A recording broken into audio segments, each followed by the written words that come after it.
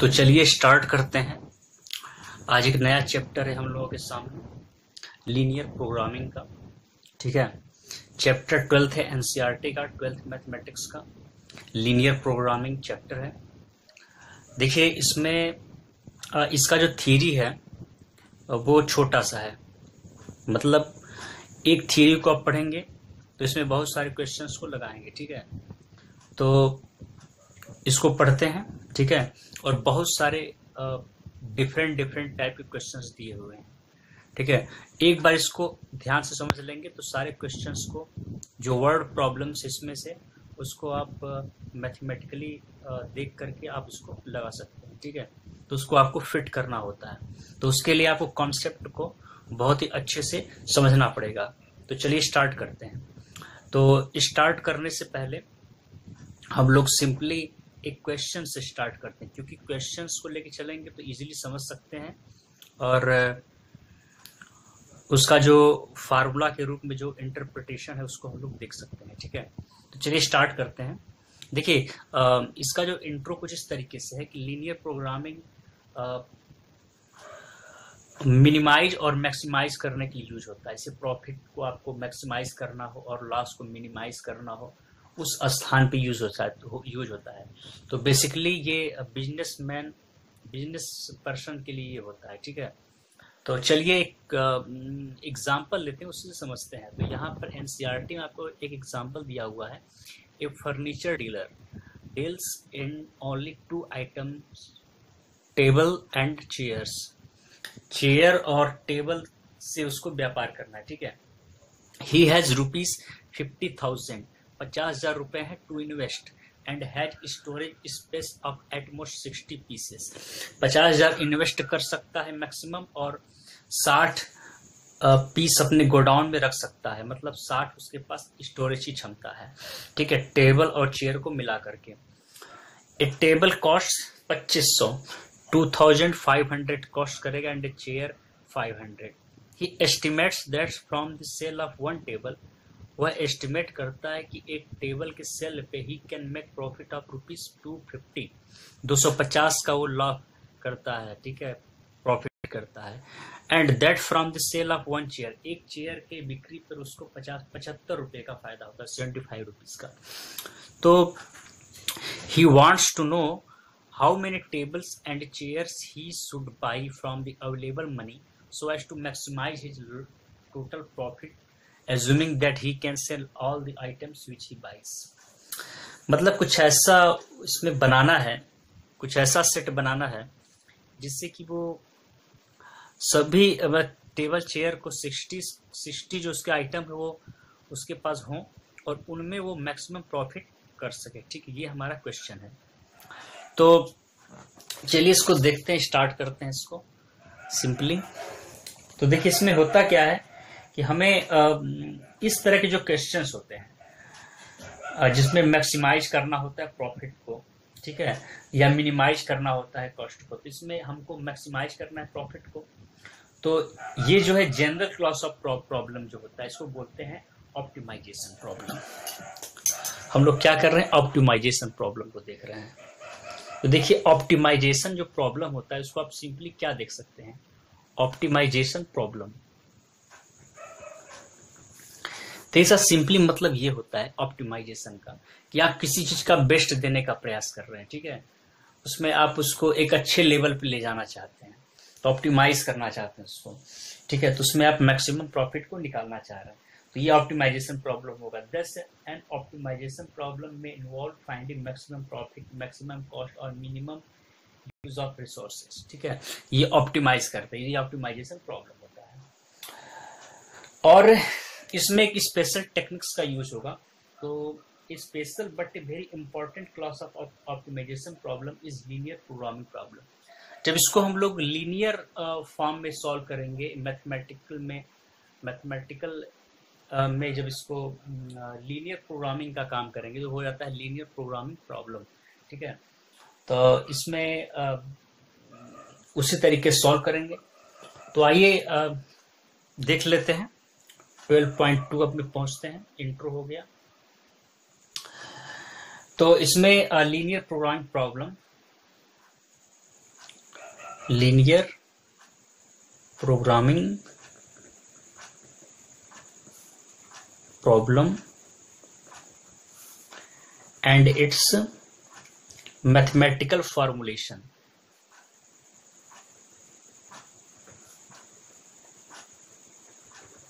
ठीक है, तो उसी जो क्वेश्चन था हमारा फर्नीचर वाला, उसी की बेस पे हम लोग इसका मैथमेटिकल फॉर्मुलेशन करेंगे।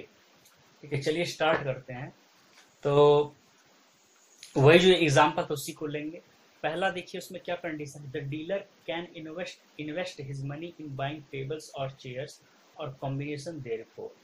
ठीक है, चेयर और टेबल्स को खरीद सकता है, उसे कॉम्बिनेशन को, ठीक है, 60 उसको कंप्लीट करना। Further he would earn different profits by following different investment strategies. Second, there are certain overriding conditions or constraints. देखिए उसके पास एक constraints दिए होंगे, कुछ constraints मतलब उसके पास एक बाउंडेशन होगी। ठीक है, जैसे कि हमारे पास टाइम का बाउंडेशन है, हमें सोना है 8 घंटे इस तरीके से, हमें पढ़ना पड़ेगा, तो इस तरीके से हमारे खेलने के लिए समय कुछ कम हो जाएंगे। तो इस तरीके से कंस्ट्रेंट्स होते हैं। तो limited to his investment is limited to maximum of rupees 50,000। तो 50,000 तक उसको क्या है, इन्वेस्ट करना है, ये उसका कंस्ट्रेंट है। And so is his storage space which is for a maximum of 60 pieces, और वो 60 पीसेस को यूज कर सकता है, जैसे चेयर और टेबल को मिला करके। तो उसके पास कंडीशंस देख कुछ इस तरीके से बनेगी कि वो ही choose to buy chairs only and not tables. वो चेयर्स खरीद सकता है, टेबल्स नहीं खरीदेगा। तो 50,000 कैपिटल्स में यूज करेगा तो कितना आएगा, 500 पर चेयर का, तो 100 चेयर्स आएंगे। But he can store only 60 pieces. तो 60 पीसेस करना, इस तरीके से उसका 100 हो जाएंगे, तो उसको 60 में ही रहना है। Therefore he is forced to buy only 60 chairs, which will give him a total profit of 60 to 75, that is 4,500। ये भी कम आ रहा है, मतलब इसको दोनों के कॉम्बिनेशंस को यूज करना है। ठीक है, कैलकुलेटेड करना उस इस चीज को। तो और देखा जाए 60 पीसेस को अगर वो करे तो जैसे कि मान लीजिए उसके पास तो there are many other possibilities. For instance he may choose 10 tables, जैसे मान लीजिए 10 टेबल्स वो यूज कर ले, ठीक है, एंड 50 चेयर्स, 50 चेयर्स को यूज कर ले। तो उसके पास कितने हो जाएंगे, 50 प्लस 10 60 आइटम्स। ठीक है, ये 60 आइटम्स का क्राइटेरिया फुलफिल कर रहा है। जब उसके प्रॉफिट की बात करें तो टेबल्स में वो 250 का फायदा कर रहा है और चेयर्स में 75 रुपीज का फायदा कर रहा है। तो इस तरीके से देखा जाए तो ये 6250 6,250 रुपए का कर रहा है। तो 10 find that the dealer can invest money in different ways that he can different profits by following different investment strategy. मतलब इस तरीके से वो कई म्यूचुअली से कि 10 है 50 है, तो और कंडीशन बन सकता है, मान लीजिए 20-40 का बन जाए। इस तरीके से बहुत सारे कंडीशंस बनेंगे, उसके बारे में चर्चा करना था। तो चलिए अब इसके इसी के तहत हम लोग 12.2.1 में अब देख लेते हैं mathematical formulation. Mathematical formulation of the problem. ठीक है, तो देखिए यहां पर क्या होगा हमारे साथ। आप मान लीजिए let small x be the number of tables, ठीक है, and y be the number of chairs that the dealer buy। obviously आप देखेंगे x and y must be non negative, क्योंकि ये संख्या है। ठीक है, चेयर आपका और आपका टेबल कभी नेगेटिव नहीं हो सकता है, वो एक होगा या तो नहीं होगा। ठीक है, तो इस तरीके से इनकी जो क्या कॉन्स्टेंट्स हैं ये या तो 0 होंगे या 0 से बड़े होंगे। तो इस तरीके से ये नॉन नेगेटिव कॉन्स्टेंट्स हैं। ठीक है, ये क्लियर हुआ, सिंपल सी बात है। इसको आप क्रमशः फर्स्ट एंड सेकेंड इक्वेशन लगा देंगे रिस्पेक्टिवली, ठीक है। The dealer is constant by the maximum amount he can invest. देखिए उसके पास 50,000 है इन्वेस्ट करने के लिए, वो भी मैक्सिमम, ठीक है। तो 50,000 इन्वेस्ट कर सकता है और स्टोर कितना कर सकता है, 60 आइटम्स को। तो इस तरीके से उसके पास कितना होना चाहिए, देखिए 2500। जैसे एक्स उसका टेबल हो गया, वाई इसका चेयर हो गया, तो इसमें अगर आप निकालेंगे तो 2500 का आपको मिलेगा एक टेबल। तो एक्स से मल्टीप्लाई कर देंगे तो एक्स टेबल्स का वैल्यू आ जाएगा, ठीक है। और प्लस ये 500 वाई, मतलब 500 में खरीद रहा है चेयर को, तो इसे जब ऐड करेंगे तो ये 50,000 के लगभग जाना चाहिए, 50,000 के बराबर या उससे कम। तो ये हो जाएगा इन्वेस्टमेंट कंस्ट्रेंट्स, ठीक है। सिंपली समझ में आया आप लोगों को कि एक टेबल का वैल्यू जितना है और वैल्यू इतना है और एक चेयर का वैल्यू इतना है, तो रिस्पेक्टिवली मल्टीप्लाई करेंगे total number of chairs, total number of tables, total number chairs में, तो ये 50,000 के लगभग आना चाहिए या उससे कम, ठीक है। 50,000 हो या उससे कम हो, तो ये उसका क्या है, इन्वेस्टमेंट कंस्ट्रेंट्स। अब बात करते हैं स्टोरेज कंस्ट्रेंट्स की, तो कितना होना चाहिए, इसको आप सॉल्व कर लीजिए। ये 5x plus y less than और इक्वल टू 100, ये इतना हो जाए। इसको आप थर्ड इक्वेशन में दीजिए। अब देखिए स्टोरेज कंस्ट्रेंट्स क्या होंगे, x प्लस वाई, ये कितना होना चाहिए, 60 से कम, लेस देन और इक्वल टू 60, ये स्टोरेज कंस्ट्रेंट्स हैं।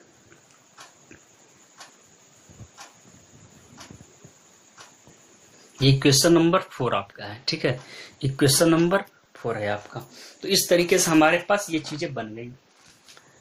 अब देखिए the dealer wants to invest in such a way so as to maximise his profit से कैपिटल जेड। देखिए हमें इसको क्या करना है, हमने कंस्ट्रेंट्स को लिख दिए, कंडीशंस को लिख दिए, कंस्ट्रेंट्स को लिख दिए। अब हमें इसको मैक्सिमाइज करना, यही तो हमारा काम था, मैक्सिमाइज करना। तो मैक्सिमाइज करने के लिए हमें से कैपिटल जेड एक चीज को लेना है which stated as a function of x and y is given by. देखिए इसमें हमें एक टेबल से कितना प्रॉफिट हो रहा है, 250 रुपए, 250 रुपीज, और एक चेयर से 75 रुपीज। तो जब आप इसको करेंगे तो capital Z is equal to, जैसे आपने लिया है ना कि एक्स आपके पास टेबल्स हैं, तो एक्स टेबल से कितना कमाएंगे, 250 into x plus 75 into y, ये चेयर से। तो हमें मैक्सिमम प्रॉफिट यहाँ दिख रहा है, यही क्या हो जाता है आपका कॉल्ड ऑब्जेक्टिव फंक्शन। ये आपका क्या होता है, ऑब्जेक्टिव फंक्शन, जो हमें मैक्सिमाइज मतलब मैक्सिमाइज करने का मौका दे, मिनिमाइज करने का मिनिमा दे। ये मैक्सिमाइज प्रॉफिट करने, ये प्रॉफिट को मैक्सिमाइज करने का कंडीशन, इसीलिए क्या है ये ऑब्जेक्टिव फंक्शन, ठीक है। तो mathematically the given problem now reduce to, देखिए अब जो गिवन प्रॉब्लम किस तरीके से हो जाएगा, ये हो जाएगा मैक्सिमाइज। हमें क्या करना है, maximise Z is equal to 250x plus 75y और सब्जेक्ट टू कंस्ट्रेंट्स।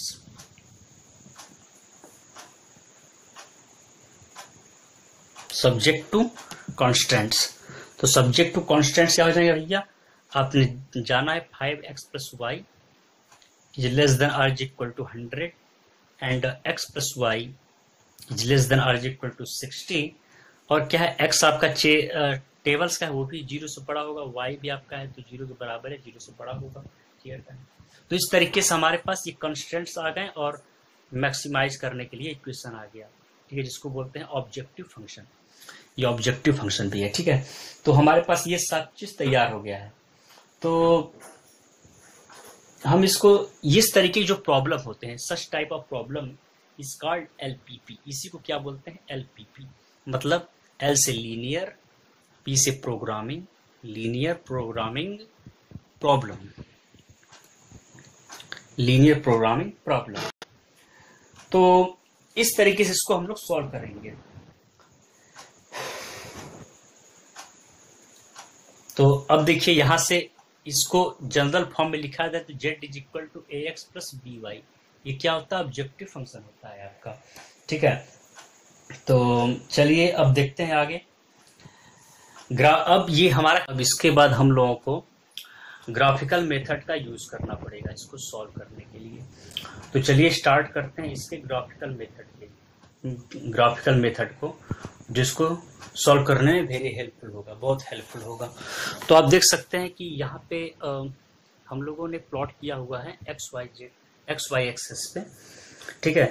तो आपने देखा 5x+y इज लेस देन और इक्वल टू 100, तो उसका इस तरीके से जा रहा है ये वाला लाइन, ठीक है। यहाँ पर आपका वो 20 है, 20 और 0, ठीक है। और यहाँ पर B 10 और 50, और यहाँ पर C 0 एंड 60। तो देखिए ये क्यों ऐसा हो रहा है। अब देखिए एक लाइन आपका ये हो गया और एक लाइन x+y = 60, क्योंकि x भी आपका 0 60 है यहाँ पे, ठीक है। और ये 60 0 है और ये 0 60, ठीक है। तो यहाँ दिया हुआ 0 60। देखिए इसमें ये जो आपका ये जो रीजन दिख रहा है शेडेड रीजन, और इस शेडेड रीजन क्यों है, क्योंकि ये जो आप कंस्ट्रेंट्स दिए हुए हैं x is greater than y is equal to y is greater than equal to 0, x+y is less than equal to 60 and 5x+y is less than equal to 100, उसी के बेस पे हम लोगों ने इसको फीजिबल रीजन को निकाला है। ये जो बाउंडेड रीजन है, तो इसी में हमारे पास देखिए कितने पॉइंट्स हैं। इसमें हमारे पास कुल मिला के 4 पॉइंट्स हैं। एक देखिए ये वाला 0 0, क्या है 0 0, ठीक है। और ए आपका जो यहाँ पे है, ए कहाँ गया आपका, ए यहाँ पे गया, ठीक है। ये क्या है 20 और 0, ठीक है। और यहाँ पे सी कितना है आपका 0 एंड 60, और बी क्या है 10 एंड 50, ठीक है।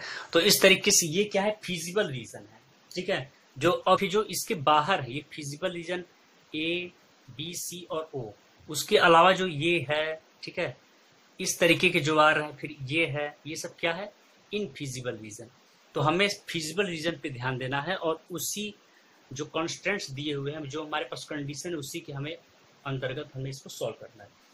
तो अब देखिए इसके लिए हम लोग सॉल्व करते हैं। तो एक सारणी बना लेते हैं, ठीक है। तो ये जो सारणी ये फीजिबल रीजन के लिए है, किसके लिए है फीजिबल रीजन के लिए है। और ये जो है आपका corresponding values of Z, corresponding value of Z. तो जेड की वैल्यू का आप जानते हैं वो कितना दिया हुआ है 250x + 75y, ठीक है। और फीजिबल रीजन में आपके पास ओ जो है वो क्या है 0 0, ठीक है।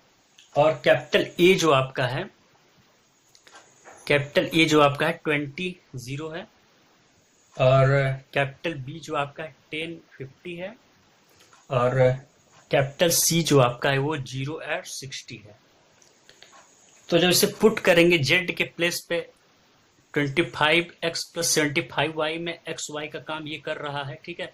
तो बारी बारी पुट करके देखते हैं, इसको जब पुट करेंगे तो जेड क्या जाएगा आपका 0, ठीक है।